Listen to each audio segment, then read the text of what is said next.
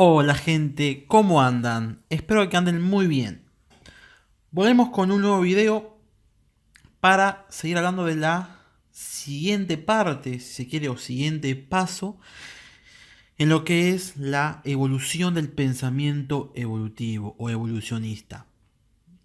Voy a tratar de hacer este video lo más corto posible porque es cortito, pero bueno, por ahí como siempre yo me voy a extender. En este caso vamos a empezar a hablar acerca de la Edad Media.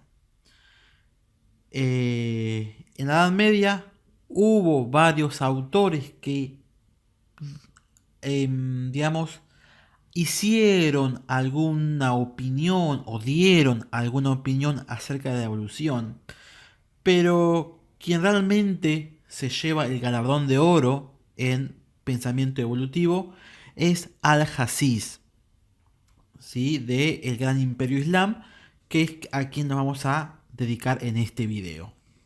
Y es lo único que vamos a hablar acerca de Edad Media. Como dijimos, nosotros dividíamos al pensamiento evolucionista en dos etapas, ¿sí? Una etapa pre-darwiniana y una etapa post-darwiniana. Hasta ahora, los únicos pensamientos evolutivos que vimos fueron los que corresponderían a la Edad Media. Acá tenemos representados los cuatro más importantes: Anaximandro, Empédocles, Platón y Aristóteles, de los cuales ya hablamos de estos videos, así que no lo vamos a repetir. Todos estos filósofos correspondían a la Edad Antigua, ¿sí? Para ubicarnos, la Edad Antigua data desde el inicio de la escritura hasta digamos, se pone el fin de la edad antigua. También depende el concepto que se utiliza de la edad antigua, pero bueno, nosotros vamos a usar el concepto clásico, ¿sí? El fin de la Edad Media se lo ubica comúnmente como en el punto en el cual ocurre la caída del Imperio Romano de Occidente, no de Oriente, y no el Imperio Romano como todos, ¿no?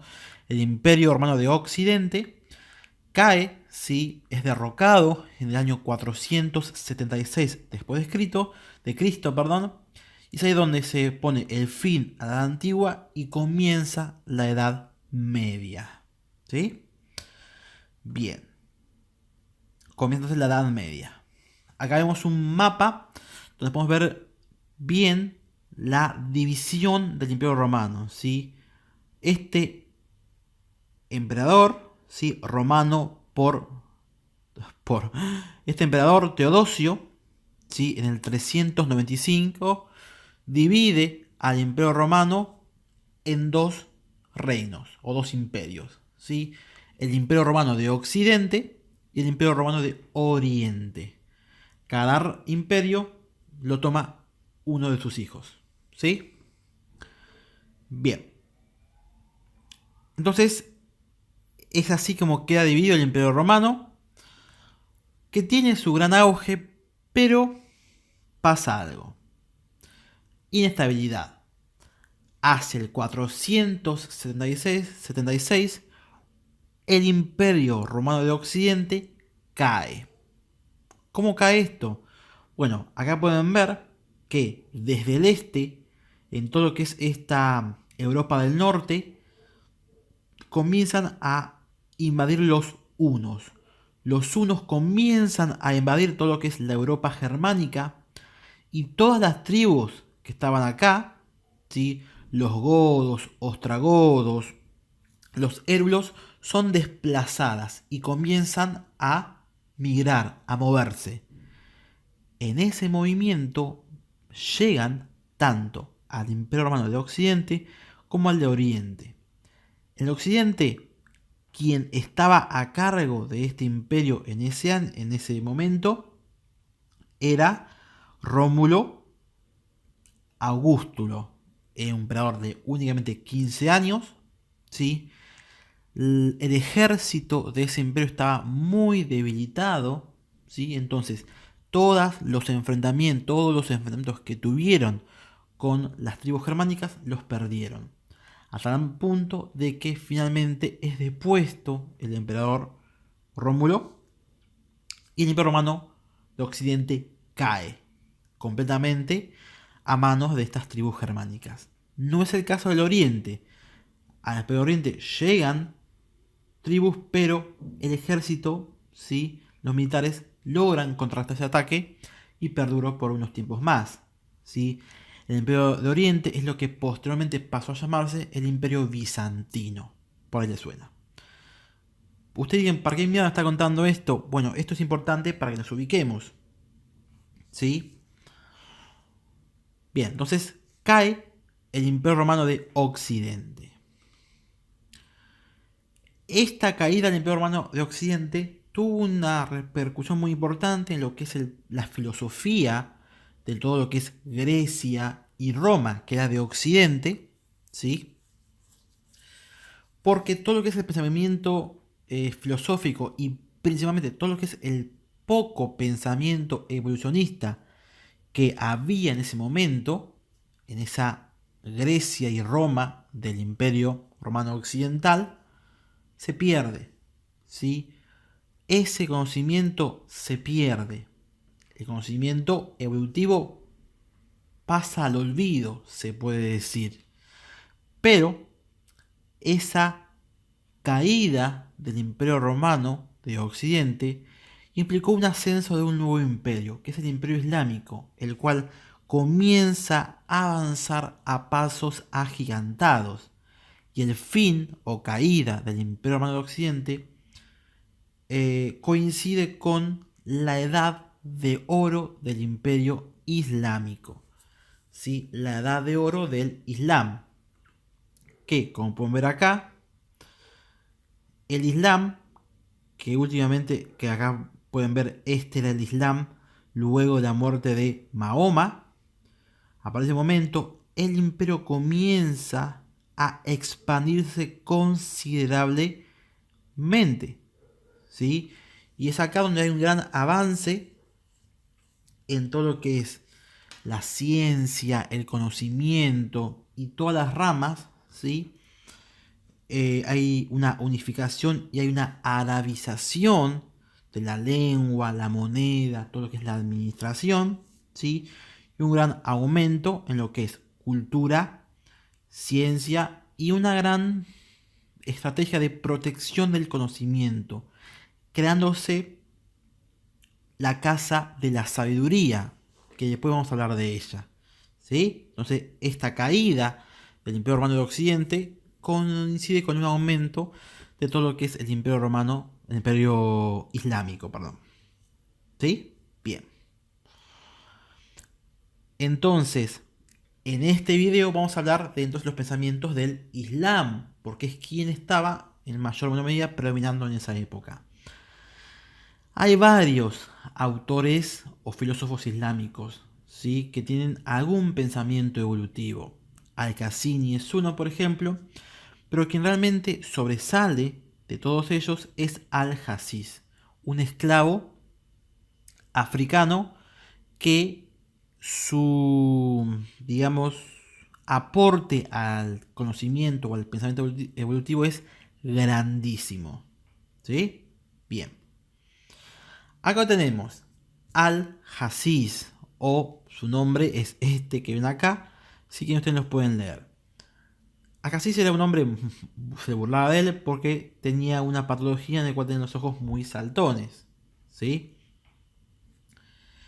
Bien. Entonces vamos a hablar un poquito resumido de quién era Al-Jasis.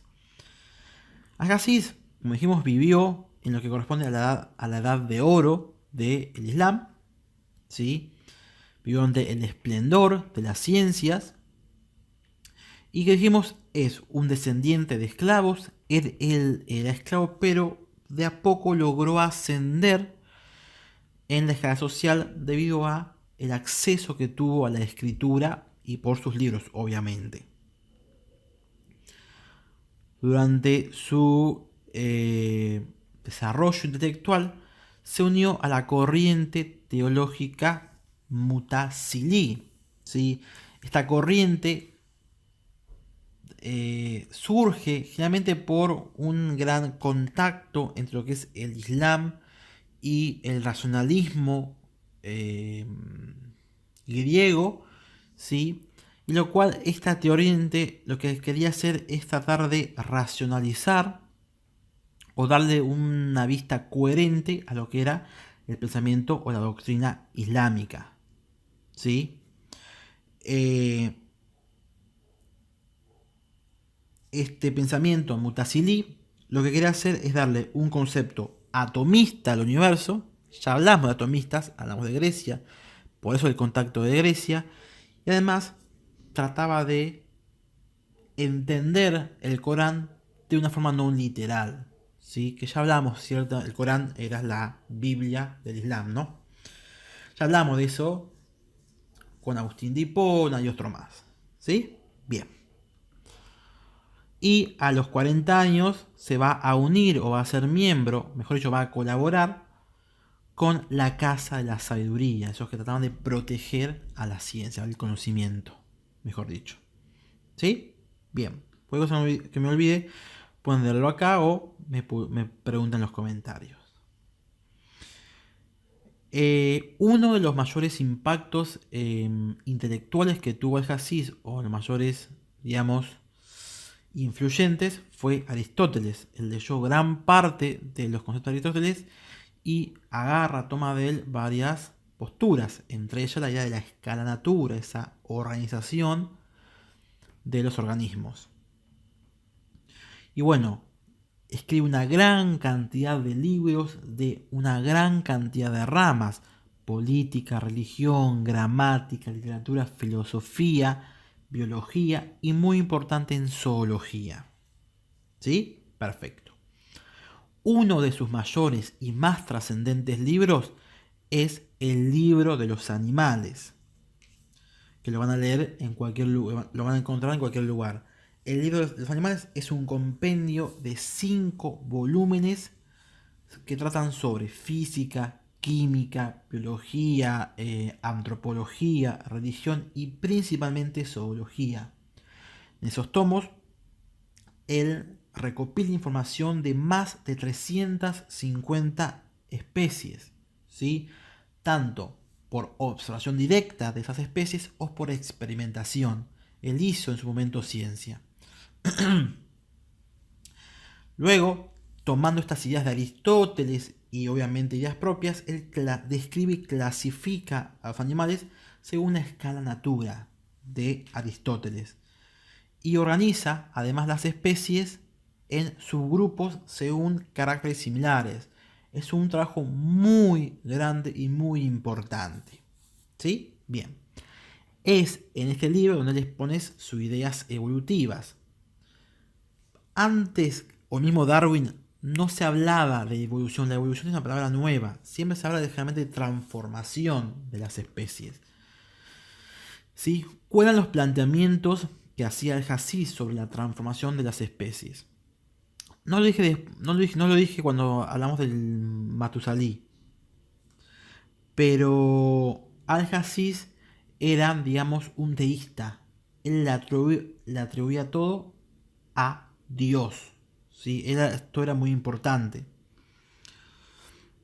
Él decía, sí, las especies no hay duda que se transforman, pero eso es por voluntad y deseo de Dios.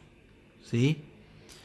La voluntad y el poder de Dios son los factores principales que provocan la transformación. Sacando ese concepto deísta, él habla de que el ambiente es quien provoca ciertos cambios en los organismos, ¿sí? El clima, la disponibilidad de alimento o el refugio producen cambios biológicos y psicológicos en las especies. Y en última instancia, este ambiente es quien va a producir cambios en las especies, ¿sí? La transformación de las especies, incluida la del propio humano, puede ocurrir por procesos, por factores ambientales.